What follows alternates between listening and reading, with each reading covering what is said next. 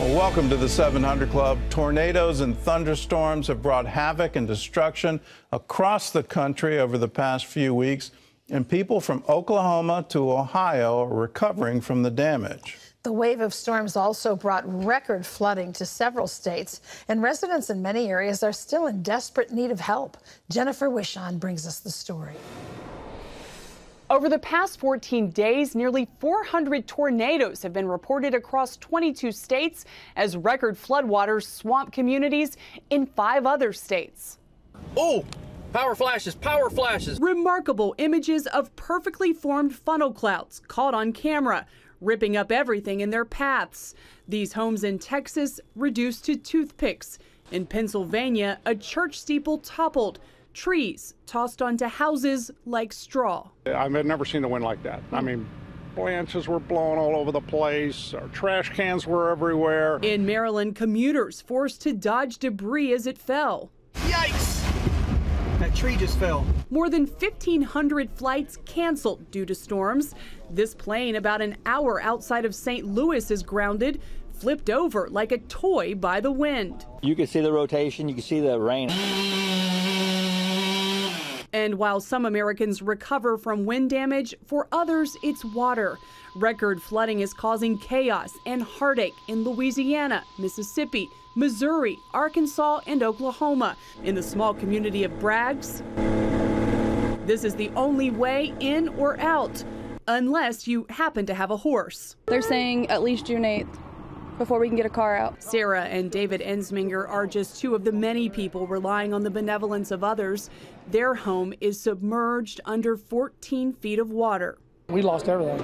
Our car's there, our truck's there, everything. It's all underwater. And the couple is still looking for their 2 dogs. I just pretty much stay stressed and I try to think positive, but I mean, it's just hard. It's a similar situation in the Dayton, Ohio area where a tornado ripped through this week. It's still very shocking. It's still very shocking to see your community torn apart in a matter of seconds. CBN's Operation Blessing is there to help. A 53-foot tractor trailer holding bottled water, hygiene kits, and meals is now on the scene, and that's not all. Our equipment has arrived, our mobile command center, our tool trailers and supply trucks, and we're going to start coordinating volunteers immediately to go out and help tornado victims with their cleanup efforts. Thank you so much for, one, buying all the products, because you didn't have to do that. God bless you for that. And coming and giving your time to the community of Trotwood. Jennifer Wishon, CBN News. If you want to help with this relief effort, all you have to do is call us, 1-800-700-7000. Say, I want to give to the Operation Blessing Disaster Relief Fund. You can write to us, CBN Center, Virginia Beach, Virginia, 23463, or you can go to cbn.com. There's a place on the giving page where you can designate your gift to Operation Blessing. And if you want to help with the relief effort in Dayton, Ohio, there's a special number you can call if you want to volunteer, 1-800-730-2537. Either way, do it now. Be a part of it. Be a part of helping others. Well, in other news, President Trump is taking action against Mexico to get it to curb illegal immigration. John Jessup has that story from our CBN News Bureau in Washington. John? That's right, Gordon. The president says he's imposing a 5% tariff on all imports from Mexico. The move is intended to pressure the Mexican government to crack down on Central American migrants passing through Mexico on their way to the United States border.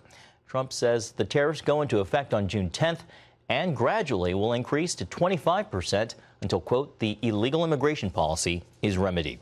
Well, North Korea reportedly has executed a senior envoy who was involved in nuclear talks with the United States. A South Korean newspaper reported the envoy and 4 other officials were shot and killed last March by a firing squad. The paper said it was part of a purge after the failed summit between Kim Jong-un, and President Trump. North Korea has not commented on the report. The South Korean media and government have occasionally reported stories on the Kim regime that turned out to be wrong. Well, for the first time in 30 years, Southern Baptist membership has dropped below 15 million. The country's largest denomination takes up the decline and other top issues ahead of next month's annual meeting. Heather Sells sat down with Southern Baptist President J.D. Greear to talk about its path forward. Southern Baptists are hard-pressed right now, not just with declining membership, but with some tough subjects like abuse and racism. Many of these issues will no doubt be addressed at their annual meeting in Birmingham, but President J.D. Greear wants to keep one issue above all. There really is only one way that we see the church go forward, and it's putting the gospel above all and pushing evangelism as the task. Greear literally practices what he preaches. His 10,000-member church encourages everyone to simply evangelize one person, and it seems to work. Under Greer's leadership, Summit Church has planted close to 300 churches in the U.S. and overseas. Putting the gospel first is also the focus of Greer's new book. It's a strategy he believes will inform and improve the way Southern Baptists view some of their thorniest issues. What does it say about our gospel when we refuse to either deal with or create the structures necessary to prevent preying on the vulnerable, to prevent abuse? New research shows that 1 in 3 Protestant churchgoers believe Church 2 has only begun, and that more church abuse cases have yet to be revealed.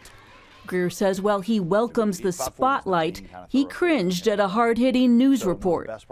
When I first heard about the Houston Chronicle article, my kind of gut reaction was to pray, Lord, protect our reputation, help the gospel not to go backwards, and help us to don't let people skew the information. And it was one of those moments where I felt the Spirit of God say to me, that's not what I want you to be praying.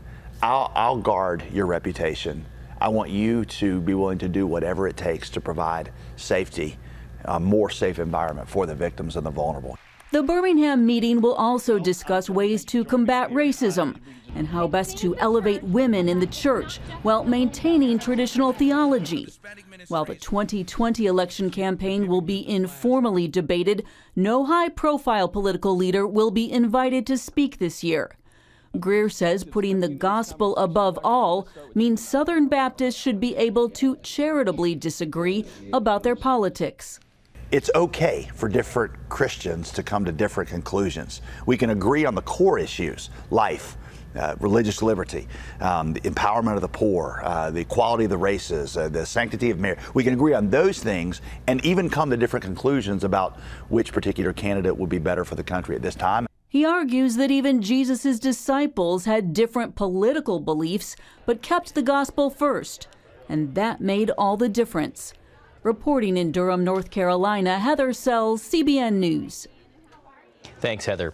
Evangelist Franklin Graham is asking Christians nationwide to pray for President Trump this Sunday.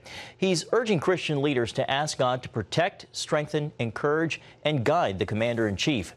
Graham says, quote, no president has been attacked more than Trump, and that the only hope for him and this nation is God. He's our president, and if he succeeds, we all benefit. But if his enemies are allowed to destroy him and pull down the presidency, it will hurt our entire nation. Graham is asking Christians to get the word out about the special day of prayer for the president. And so far, Gordon, more than 250 faith leaders plan to join him. Well, if you want to know more about this call for prayer for our president, it's this Sunday. All you have to do is visit cbnnews.com.